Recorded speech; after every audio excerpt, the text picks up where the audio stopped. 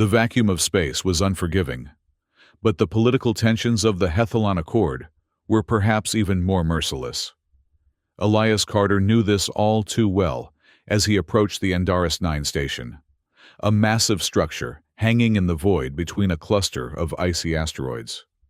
The year was 2375, and the uneasy alliance between humans and the Volran species had reached a critical juncture. Elias pressed his face against the shuttle viewport, studying the station's silhouette against the backdrop of distant stars.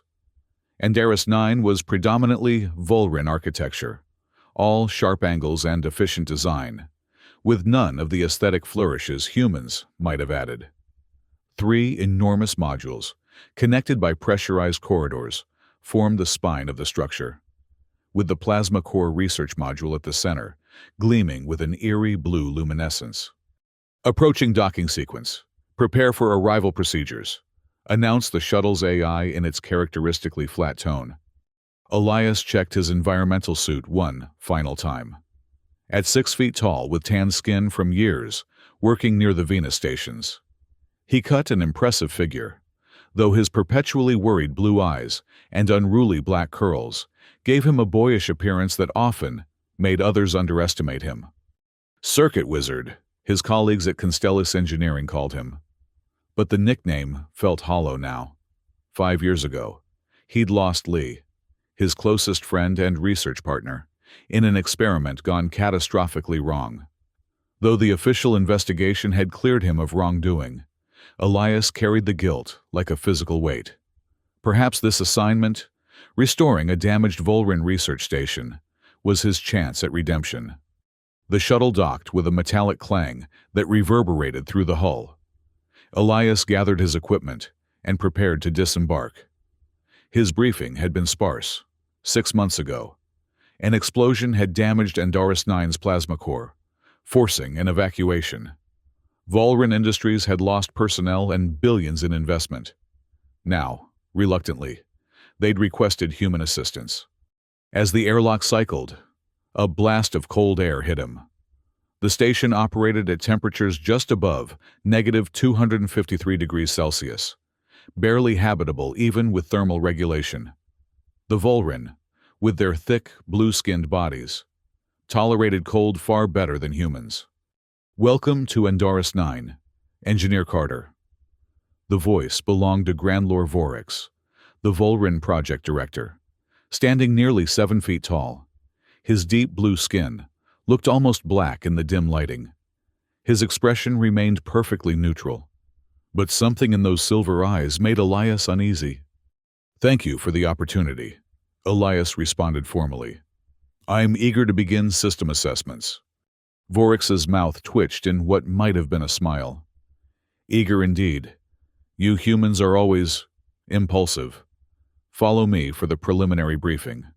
Elias followed the Volran down the corridor, noting the crystalline frost forming along the walls. The station's heating systems were clearly compromised. He made mental notes of exposed wiring, malfunctioning pressure gauges, and scorched panels, evidence of the explosion's damage far beyond what had been disclosed in his briefing. In the command center, a holographic display showed the station's schematics. Several Volran technicians worked silently, their movements efficient and precise. None acknowledged Elias's presence. "Your contract stipulates full restoration of primary systems within 14 cycles," Vorix stated without preamble. "Particular focus on the plasma core stabilization. You will have limited access to station schematics as needed for repairs." "Limited access?" Elias frowned. "I'll need comprehensive data to—" "You will receive what is necessary and nothing more," Vorix interrupted. "Volran technology is not for human dissemination.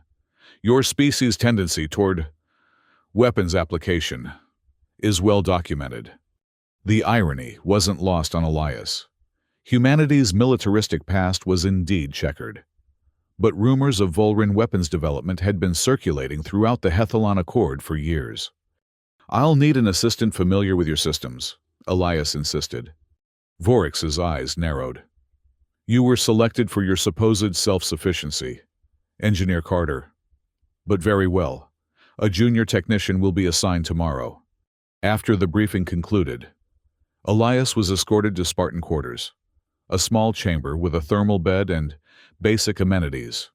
Once alone, he unpacked his equipment and activated his personal scanner, sweeping for surveillance devices. He found 3 and left them untouched. Let them watch. Instead of resting, he reviewed the station schematics he'd been provided. They were deliberately incomplete, with critical system connections omitted. Elias sighed. This assignment was already proving more complicated than anticipated. The following morning, if morning had any meaning in the perpetual darkness of space, Elias prepared for his first inspection. He donned his thermal suit, rated for extreme cold, and attached the supplementary oxygen system, standard procedure for EVA work, though he wasn't leaving the station. At the agreed meeting point, no assistant waited for him. After 15 minutes, Elias decided to proceed alone. He'd barely begun examining the external access corridor when his communicator crackled. "Apologies for the delay. Engineer Carter." The voice was distinctly Volran, but younger, less harsh than Vorix's. "I am Technician Leora Chan. I've been assigned to assist you." The Volran who approached was unlike others he'd seen. Slightly shorter, with a lighter shade of blue skin and eyes that seemed almost expressive. Something about her seemed vaguely familiar. "Have we met before?" Elias asked. A flicker of recognition crossed her features before being carefully suppressed. "I don't believe so. Shall we proceed with the inspection?" They made their way toward the damage section, Elias noting each system failure and repair priority. Leora provided technical specifications when asked, but otherwise remained silent. As they approached the connection corridor to the plasma research module, Elias's scanner beeped an alert. "Pressure anomaly detected," he muttered, checking the readings. "The safety protocols should have sealed this section." "Perhaps they were overridden," Leora suggested quietly. Elias glanced at her sharply, but said nothing. Instead, he examined the airlock control panel. The manual override had indeed been engaged, and the pressure sensors had been recalibrated to dangerous levels. "I need to check the other side," he decided. "The EVA pod should protect me from the pressure differential." "I wouldn't recommend," Leora began. But Elias had already activated the airlock sequence. The moment he stepped through, he knew something was wrong. The EVA pod's integrity field flickered, and his oxygen levels began dropping precipitously. The airlock behind him sealed shut with a decisive thunk. Through the viewport, he saw Leora's alarmed face before the internal communication system went dead. Elias worked quickly, trying to stabilize his equipment, but the damage was deliberate. The oxygen recycler had been sabotaged, and the thermal regulation was failing. Ice crystals were already forming on his visor.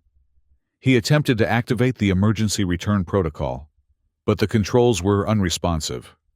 The truth dawned with terrible clarity. This was no accident. He'd been lured into a trap. As the temperature plummeted and his oxygen reserves dwindled, Elias's heart monitor began flashing critical in angry red letters. He had perhaps 20 minutes before hypothermia set in, less before hypoxia. His communicator remained silent. No rescue was coming. Panic threatened to overwhelm him, but Elias forced himself to think.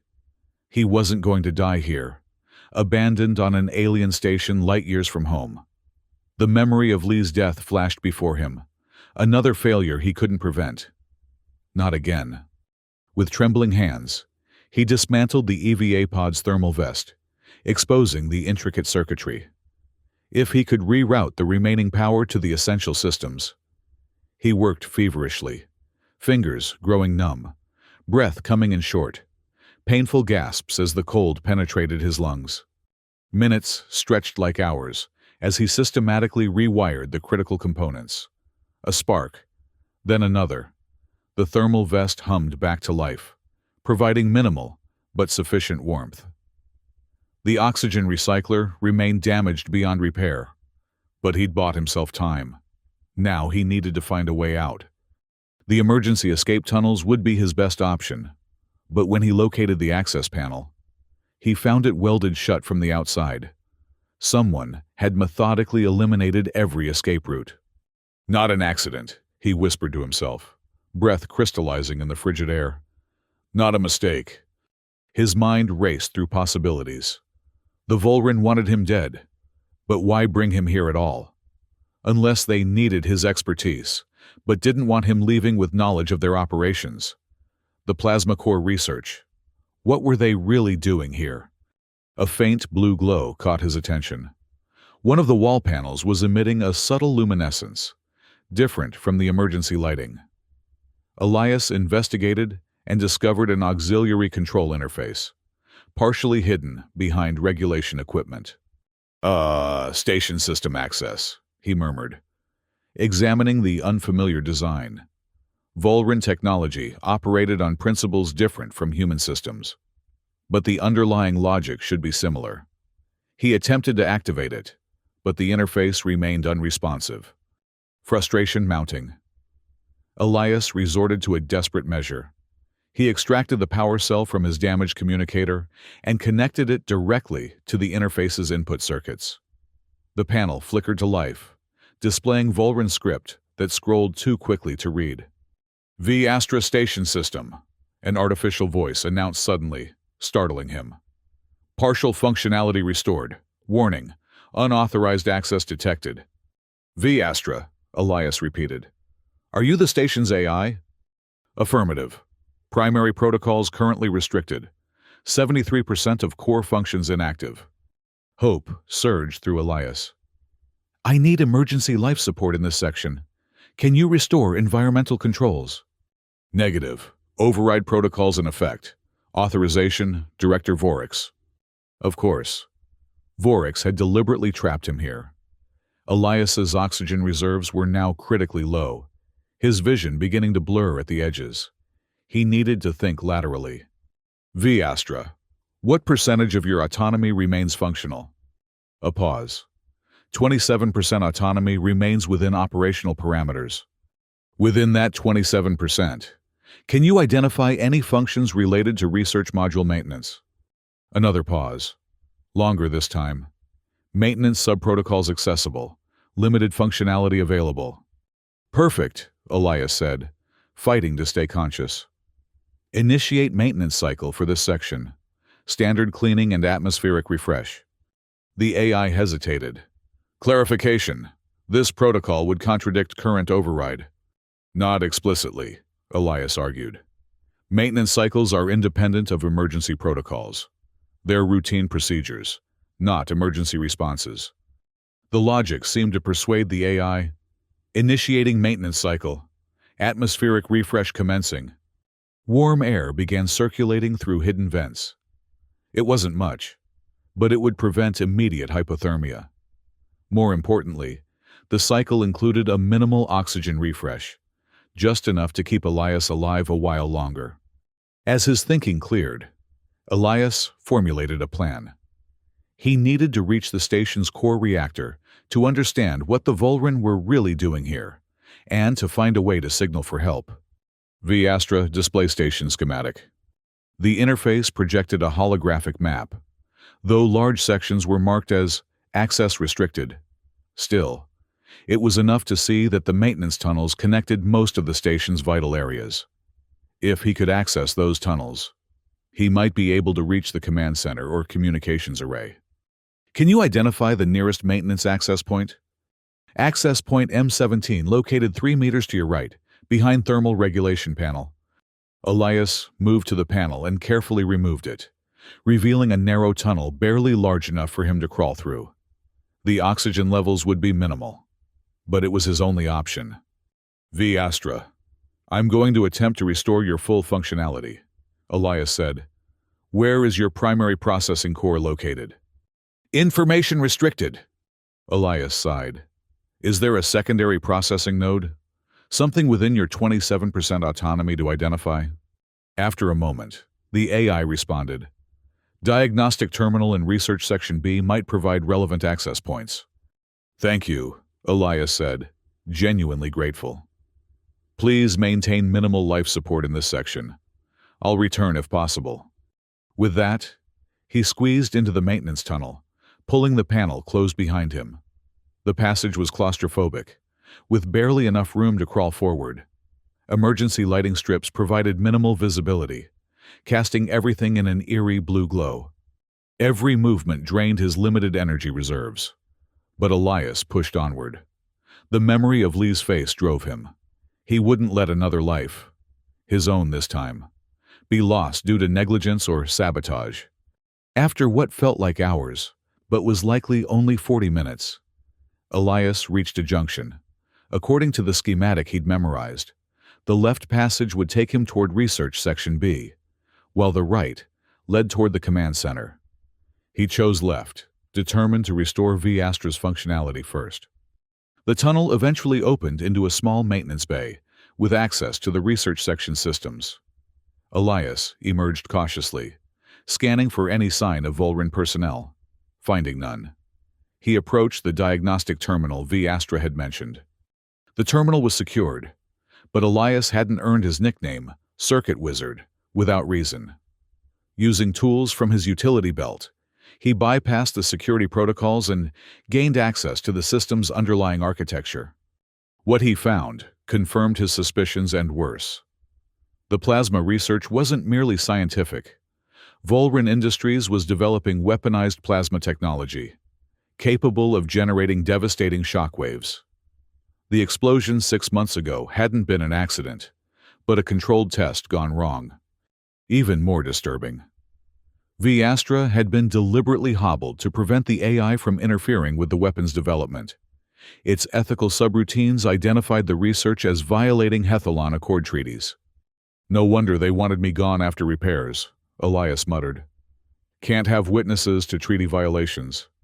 He worked quickly to restore V-Astra's systems, carefully avoiding triggering security alerts. As sections of the AI came back online, he could almost feel the system's awareness expanding.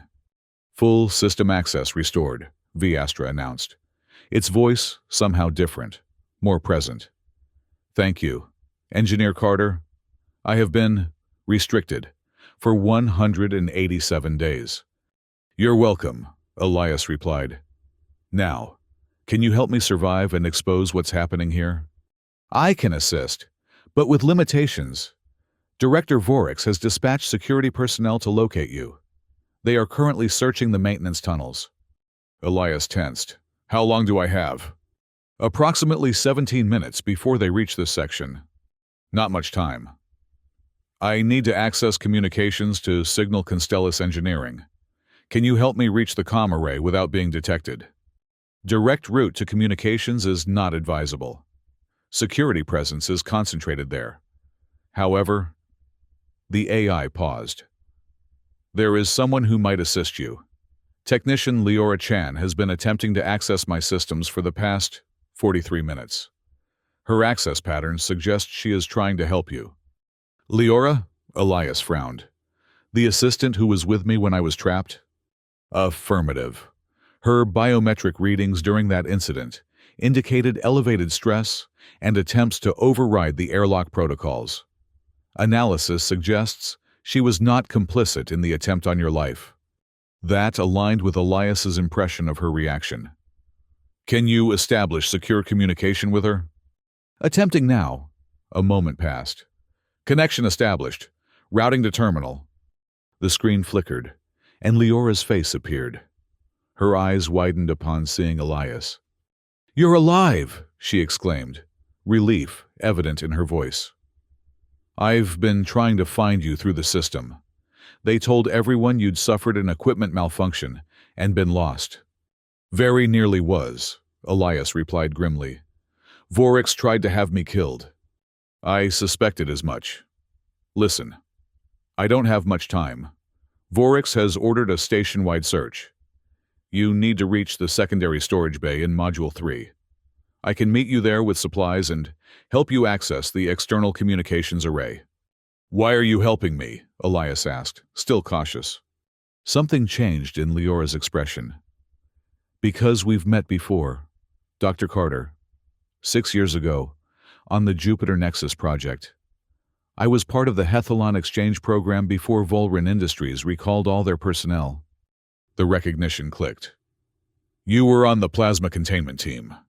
She nodded. I never agreed with Volrin's militaristic direction. What they're doing here violates everything the Accord stands for. Now go. Use Maintenance Tunnel E7. It bypasses the main corridors.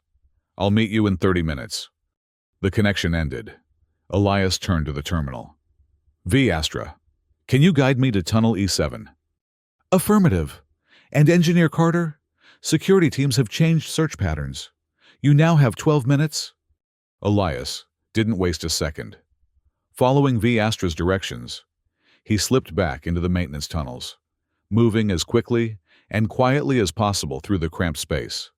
Twice he had to freeze in place as Volrin security drones passed nearby intersections, their scanning beams sweeping just centimeters from his position. When he finally reached the secondary storage bay, he emerged cautiously, every sense alert for danger. The bay was dimly lit and filled with equipment containers, good for hiding, but also for potential ambushes. Engineer Carter! The whispered voice came from behind a row of cryogenic storage units. Leora emerged, carrying a pack. Quickly, in here. She led him to a small technical alcove hidden behind large equipment containers. Inside, she opened the pack, revealing an emergency oxygen supply, food concentrates, and a portable shield generator. This will help mask your life signs from the security scanners, she explained, activating the shield generator. It won't fool a direct scan, but it should prevent passive detection. Elias gratefully attached the oxygen supply to his suit. Thank you. Now, tell me what's really happening on this station. Leora's expression darkened. After the Rigel boundary dispute last year, Volrin hardliners gained influence in our government. They've been pushing for military superiority within the Accord. This station is developing a plasma-based weapon system capable of disabling shields on any vessel or planetary defense system. The explosion 6 months ago. A test gone wrong. They underestimated the shockwave propagation through subspace. Half the research team was killed. Afterward, the development was accelerated, not halted. Elias processed this information. We need to get evidence to the Hethalon Accord Council. If Volrin deploys these weapons, it would destabilize the entire alliance, Leora finished. That's why I've been working to document everything. But I can't transmit from within the station. All communications are monitored. Then we need to access the external array. Elias decided. Use it to bypass internal systems. Exactly. But first, we need to stabilize the plasma core. Vorix has ordered acceleration of the final testing phase. If they initiate without proper containment protocols, the entire station could become a plasma bomb, Elias realized. How soon? 8 hours, maybe less. Elias nodded grimly. Then we have 2 objectives. Prevent a catastrophic overload and expose the weapons program. V. Astra, can you help us access the plasma core control systems? I can provide access pathways, but Director Vorix has implemented manual overrides on critical systems. Physical intervention will be required. Show me what we're dealing with, Elias requested. A holographic display appeared, showing the plasma core's current configuration. Elias studied it carefully, identifying where the Volrin had modified standard containment protocols to weaponize the plasma reactions. They've removed the harmonic dampeners, he observed. That would allow the plasma wave to propagate through subspace, perfect for a weapon that ignores conventional shields. But catastrophic for stability, Leora added. Without those dampeners, each reaction builds upon the previous one. Elias pointed to a section of the schematic. If we can reintroduce a dampening field here and here, we could prevent the cascade effect without alerting them immediately. The parts we'd need are in the primary engineering bay, Leora said. Heavily guarded. V. Astra, can you create a diversion, Something to draw security away from engineering. I can trigger environmental alerts in distant sections of the station. This would necessitate security response under standard protocols. Do it, Elias decided. And Leora, we'll need a plan to reach the external communications array afterward. There's an EVA access point near the core control room. If we can reach it, we could traverse the station exterior to the communications array. It was risky. The exterior of the station was exposed to temperatures approaching absolute zero and periodic plasma storms. But it might be their only option. Let's move, Elias said. Astra triggered the diversionary alerts, and they made their way toward the engineering bay. Twice they had to hide as security teams rushed past, responding to the false alarms. When they reached engineering, only 2 technicians remained. Leora approached them openly. Emergency Protocol 712 has been initiated in Sector 4. Director Vorix requires immediate response. The technicians exchanged glances before hurrying out. As soon as they were gone, Elias emerged from hiding and began gathering the components they needed. "You're good at lying," he commented as he worked. "Not lying, misdirecting," Leora corrected. "A necessary skill when working with Volran Industries." They assembled a portable dampening generator from the available components. It wouldn't be as effective as a properly integrated system, but it should prevent immediate catastrophe. "Now for the core," Elias said, securing the device to his utility belt. The journey to the plasma core control room was tense.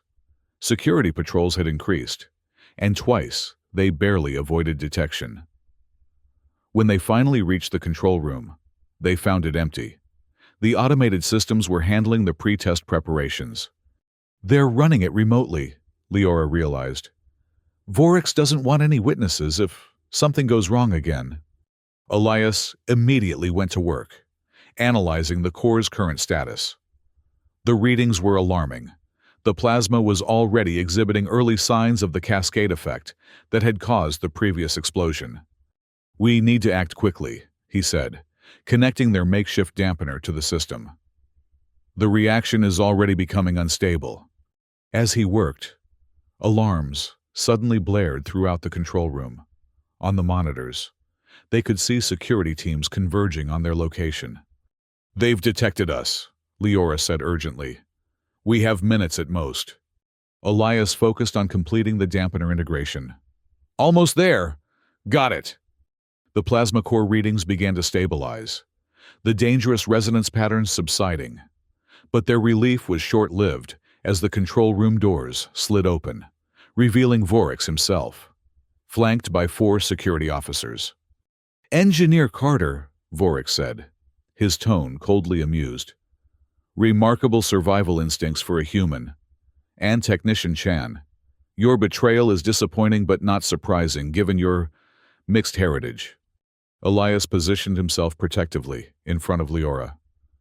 "It's over, Vorix. We know about the weapons program. The Hethalon Accord will be informed." "By whom?" Vorix gestured, and his security officers raised their weapons. "You won't be leaving the station, and all transmissions are monitored." "Maybe so," Elias replied. "But the station itself might have something to say about that." At his words, the lights in the control room flickered, and Astra's voice emerged from the communication system. "Director Vorix, I have initiated the safe dump protocol for the plasma core. Additionally, all research data regarding the weapons program has been archived to secure storage that you cannot access." Vorix's composed facade cracked. "Override! Security Protocol Alpha 9! "Your override codes have been rescinded," Astra replied calmly.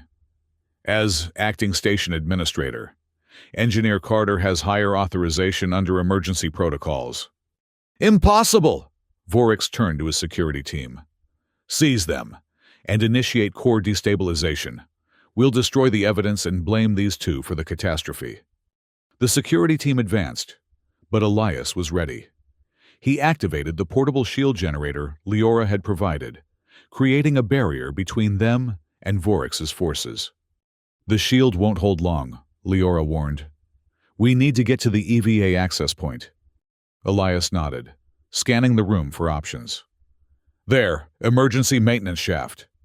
They made a dash for the access panel while the security team attempted to disrupt their shield. Elias wrenched the panel open, and they scrambled inside, just as the shield generator failed.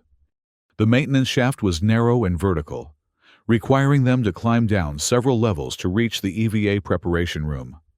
Behind them, they could hear Voryx shouting orders and the sound of the security team attempting to follow. "V Astra," Elias called out. "Can you impede their pursuit?" "C, sealing intermediate access points," the AI confirmed. "However, Director Voryx has initiated a station-wide shutdown of my systems. I have approximately 12 minutes of operational capacity remaining." They reached the EVA room and quickly began donning the specialized suits required for external station traversal. These weren't the sabotaged units from earlier. V Astra had confirmed their integrity. "If Voryx shuts you down, can he reverse the safe dump protocol?" Elias asked, as he sealed his helmet. "Negative. The process is physically irreversible once initiated. However, he may still attempt to destroy evidence by other means." As if on cue, a violent shudder ran through the station. Alarm klaxons blared. "He's detached the research module," Leora said in horror, checking the status display. "He's going to destroy it, rather than let the evidence be discovered." "Not if we can transmit first," Elias said determinedly. "V Astra, how long until complete module separation?" 8 minutes until explosive bolts detonate. The communications array can be reached in approximately 6 minutes, with optimal EVA traversal. It would be close, too close, but they had no choice. They entered the airlock and initiated the cycle. As the outer door opened, the brutal cold of space enveloped them, despite their suits' protection. Before them stretched the station's exterior, a maze of antenna arrays, sensor clusters, and structural supports, all frosted with a crystalline layer of ice. "Stay close," Elias instructed. "Follow the main power conduit. It leads directly to the communications array." They began their careful traversal, using magnetic boots to secure themselves to the station's hull. Each step had to be precise. A misstep could send them floating away into the void. 4 minutes into their journey, disaster struck. A plasma storm, one of the periodic phenomena that surrounded the station, surged unexpectedly. Brilliant blue-white energy washed over the station's shields. "The shields are failing in this section," Leora called out. "Voryx must have redirected power." A tendril of plasma energy lashed through the weakened shield, striking the hull near Elias. The metal beneath his feet buckled, and his magnetic connection failed. For one terrifying moment, he felt himself beginning to drift away from the station. Then, Leora's hand clamped around his wrist, anchoring him. "I've got you!" With her help, Elias managed to reactivate his boots and secure himself once more. But the damage was done. The plasma surge had created a massive fissure in the hull between them and the communications array. "We can't cross that," Leora said, despair evident in her voice. "The structural integrity is compromised." Elias refused to give up. "We have to try. V Astra, time remaining?" 3 minutes until module separation. "My systems are failing. I can no longer—" The AI's voice cut out abruptly. "V Astra." No response. They were on their own. Elias studied the fissure. It was too wide to jump, but there was a damaged antenna array that had collapsed across part of the gap. If they could use it as a bridge— "This way," he said, leading Leora toward the antenna. "We can cross using this." The makeshift bridge was precarious at best, but they had no alternatives. Elias went first, testing each step carefully. The metal groaned beneath his weight but held. Halfway across, his foot slipped, and he nearly fell into the chasm below.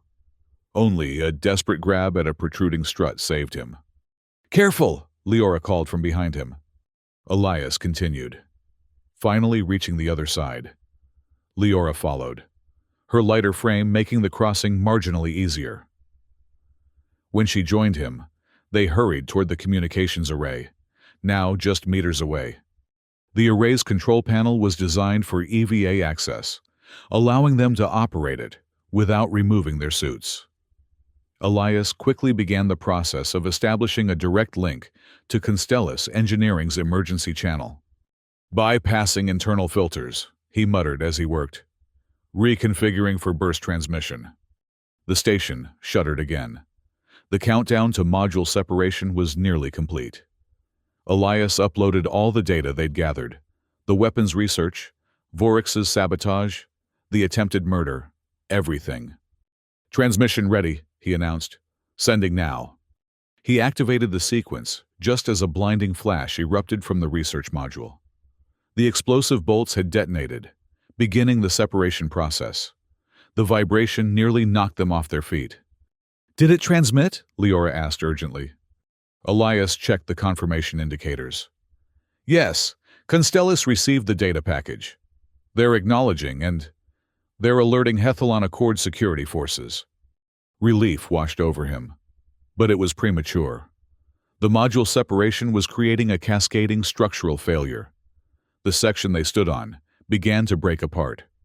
We need to get to an escape pod, Elias said. The nearest one is in Module 3. They made their way back across the damaged hull. This time, forced to take a longer route as more sections failed.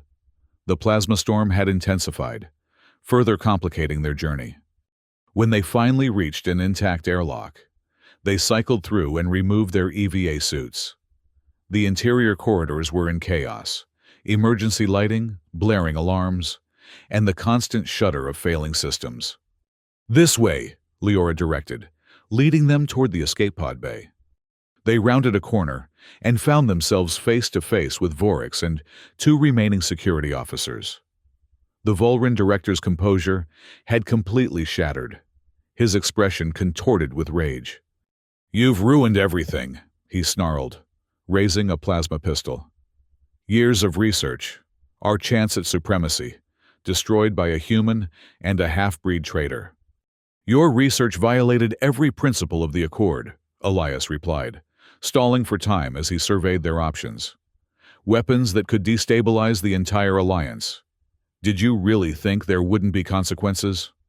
The consequences would have been for our enemies, Vorix spat. Volran ascendancy was within our grasp. At what cost? Leora challenged. The deaths of your own research team? The potential for interspecies war? You've lost sight of everything the Accord was created to prevent. Vorix's finger tightened on the trigger.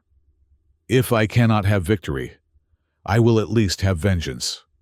Before he could fire, the corridor behind him exploded in a shower of sparks and twisted metal. The blast knocked everyone off their feet. When Elias regained his senses, he saw that a support beam had collapsed, separating them from Vorix and his security team. The station is tearing itself apart, Leora said, helping Elias to his feet. We need to reach that escape pod now. They ran the final distance to the pod bay, finding it mercifully intact. Only one pod remained. The others had already been launched, presumably carrying fleeing Volran personnel. As they prepared the pod for launch, a transmission came through on the emergency channel. Andoris 9, this is Constellus Vessel Horizon. We've received your transmission and are moving to intercept. Hethalon security forces are en route. Please respond. Elias activated the communication system. Horizon. This is Engineer Elias Carter. We're preparing to evacuate via escape pod. The station is experiencing catastrophic structural failure. Understood. Carter. We'll track your pod beacon. Be advised. We're detecting multiple Volran vessels in the vicinity. That complicated matters. If Volran forces intercepted their pod before Constellus or Hethalon security arrived... Launch coordinates set, Leora announced. Ready when you are. Elias hesitated, a thought occurring to him. Wait. The station's not completely lost yet. The main module and living quarters are still intact. If we could stabilize them. Stabilize? The structural integrity is failing across all remaining modules. But the primary support systems could be reinforced, Elias insisted. V-Astra's central processing core is in the main module. If we could reactivate the AI, it could manage the emergency protocols. Leora stared at him. You want to save the station? After everything that's happened? Not for Voryx or Volrin Industries, Elias clarified. But this station represents years of research, legitimate research, that could benefit everyone. The plasma technology, properly applied, could revolutionize energy production throughout the Accord. She considered this.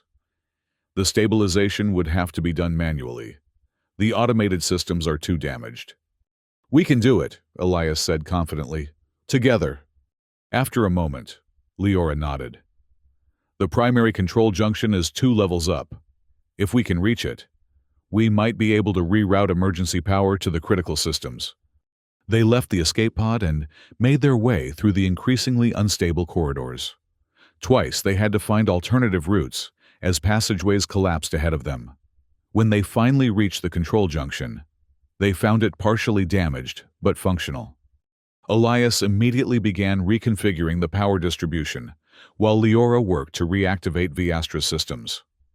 The station continued to shudder around them, but less violently now that the compromised research module had fully separated. Rerouting auxiliary power to structural integrity fields, Elias announced. If we can reinforce the main support junctions, we might prevent further separation. Leora's hands flew over the AI interface. V-Astra's core is intact, but the neural pathways are fragmented. I'm attempting to establish minimum functional connectivity. As they worked, the emergency channel activated again. Engineer Carter, this is Captain Ari Salk of the Horizon. We're approaching your position. Hethalon security vessels have intercepted the Volrin ships. What's your status? We're attempting to stabilize the station, Captain, Elias replied. Request assistance with emergency repairs once you arrive. Understood. We'll dock in approximately 20 minutes. 20 minutes might be more time than they had. The structural integrity was holding, but barely. Without V-Astra to manage the complex interplay of systems, manual control was insufficient. I've restored partial connectivity, Leora announced finally, attempting to reinitialize V-Astra's core processes. The control room lights flickered, then stabilized. Display screens reactivated one by one. Finally, the familiar voice of the AI emerged from the communication system. System reinitialization complete. Critical damage detected across multiple station modules. Implementing emergency stabilization protocols. V-Astra, Elias said urgently. Focus on structural integrity first, then life support systems. Acknowledged. Redirecting all available power to integrity fields. Sealing compromised sections. Activating emergency repair drones. With V-Astra back online, the situation improved rapidly. The AI's capacity to simultaneously manage hundreds of subsystems far exceeded what Elias and Leora could accomplish manually.